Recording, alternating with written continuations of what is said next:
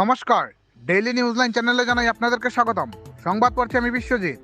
মিজোরামের নদীতে নৌকাডুবির ঘটনায় রহস্যজনকভাবে নিখোঁজ হয়ে গেলেন সেলিমউদ্দিন নামের ধলাইয়ের এক দরিদ্র শ্রমিক।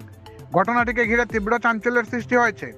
সেলিমউদ্দিন নদীর গভীরে চলে গেছেন না অন্য কোথাও আটকা পড়ে রয়েছেন তা এখনও নিশ্চিত করে বলা যাচ্ছে না। উল্লেখ্য, ঘটনাটি ঘটেছে বুধবার রাত 7:30 নাগাদ মিজোরামের তুরিয়েল নদীতে। উল্লেখ্য, দক্ষিণ ধলাইয়ের কর্কট বস্তির বাসিন্দা Salimuddin.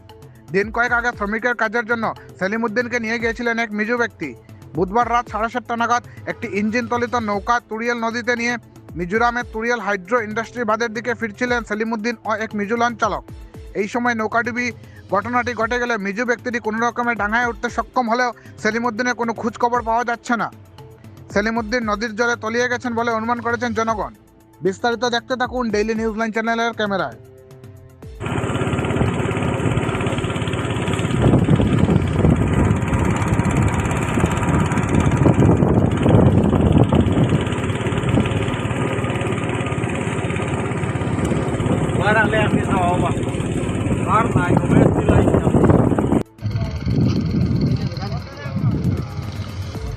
Nah, bezan pani zur hamai siapa? Lagi. পাইছি নি? না আবু পাইছে না। এগু কোন জায়গা? এইগু মানে নিপকো গাত কো জানেন না নি? নিকু কার জানা তো? নিপকো গাত তাকি উজান। কেমন জান? নিপকো গাত তাকি লঞ্চ দিয়া নৌকা দিয়া নৌকা দিয়া 2 ঘন্টা 2.5 ঘন্টা যাওয়া। জায়গার নাম ও মতই উপর হইল মতই পুরা উপর জায়গার উপর নাম হ্যাঁ জঙ্গল আছে জায়গার নাম জঙ্গল না মতই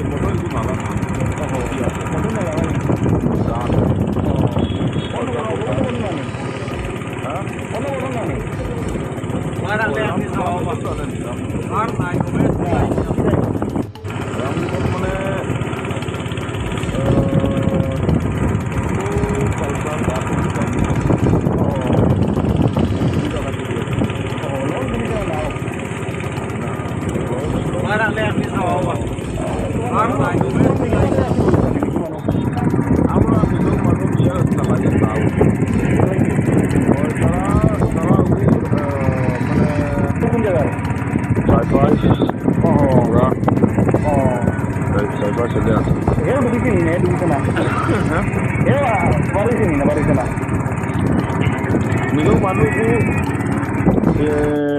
tara petrol khali galon dia dan batal kita petrol खाली गेलं ओय खाली galon dia हो उगता हवा भरते ना नाव को नीचे दिया गलन को पानी तो ऊपर दिया ना ने ड्राइवर दिया ऊपर पाइते ना दो तीन बार को सफर मारिया ना ने दौड़ से एक दिन जान ओहो अच्छा ये हमें जो मालूम को এখন সারা লাগি আছে জায়গা দিকে আছে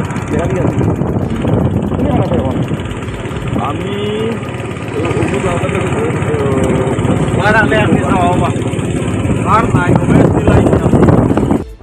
আমাদের সংবাদ পরিবেশন আপনাদের ভালো লেগে থাকলে লাইক, শেয়ার ও কমেন্ট করে পরবর্তী সংবাদ তৈরি করতে আমাদের উৎসাহিত করুন।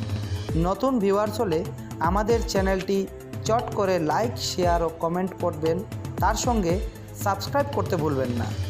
ডেইলি নিউজলাইন চ্যানেলের পক্ষ থেকে আপনাদের জানাই ধন্যবাদ।